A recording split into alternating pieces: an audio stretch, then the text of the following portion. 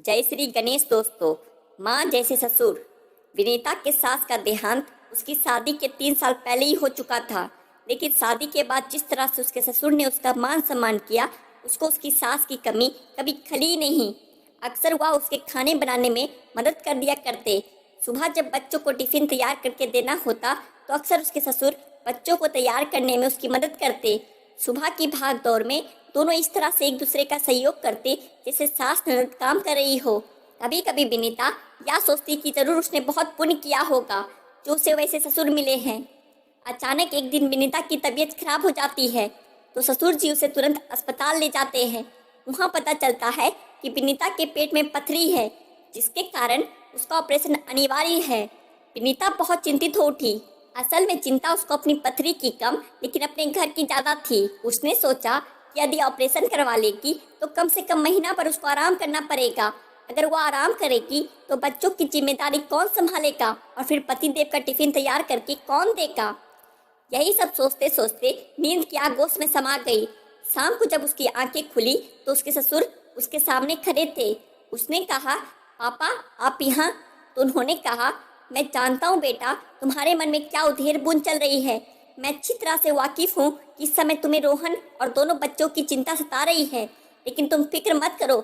मैं तो बूढ़ा हो चला हूँ, लेकिन जितना हो सकेगा मैं सहयोग करूँगा। लेकिन तुम्हारा अगर इस समय इलाज नहीं किया गया तो यह समस्या बढ़ती जाएगी। विनीता ने अपने आंखों में आंसू छुपाने के लिए सर नीचे करके कहा, ठीक है पापा, और वहाँ से चली गई। कुछ दिन बाद उसका ऑपरेशन होने वाला था। सारी तैयारियां हो चुकी थी। वह भारी मन से सारा सामान एक बैग में रख रही थी जो उसे अस्पताल लेकर जाना था। तभी एक मुस्कुराता हुआ चेहरा उसने देखा। अब सारा काम खुद मत करना, भाई के लिए भी कुछ रहने देना, ससुर जी ने मुस्कुराते हुए जवाब दिया। तय समय पर विनीता का ऑपरेशन हुआ। रोहन ने ऑपरेशन वाले दिन छुट्टी ले ली।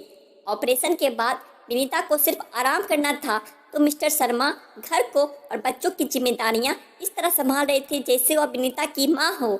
विनीता अक्सर भावुक हो उठती थी तो मिस्टर शर्मा बहुत ही शालीनता से उसको समझाते कि यदि आज तुम्हारी सास होती तो वह यह सब करती। मैं बस यही चाहता हूँ कि जिस तरह से तुमने मेरे घर को स्वर्ग बना रखा है तो तुम्हारे लिए भी मेरा कुछ फर्ज बनता है, और इसीलिए मैं यह सब कर रहा हूँ। तुम घर की चिंता छोड़ दो और बस अपने खाने पीने की ध्यान रखो। इतना कहकर मिस्टर शर्मा वापस अपने काम में लग गए। अब सुबह की चाय से लेकर रात के खाना तक वह सब कुछ देखने लग गए थे। अक्सर वे थक कर बैठ जाया करते तो मिसेस शर्मा की तस्वीर से दो टूक बात कर लिया करते।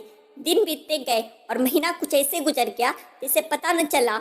अब विनीता घर के छोटे मोटे काम करने में सक्षम थी तो जैसे ही विनीता किचन में गई, मिस्टर शर्मा ने मुस्कुरा कर कहा, संभाल ले भाई अपना घर, जिसका काम उसी को साजे, हम चले चश्मा लगाकर अखबार पढ़ने। जैसे ही मिस्टर शर्मा चलने लगे, विनीता ने आवाज लगाई और प्यार से कहा, धन्यवाद पापा, और फिर मुस्कुराते हुए चाय बनाने लगी।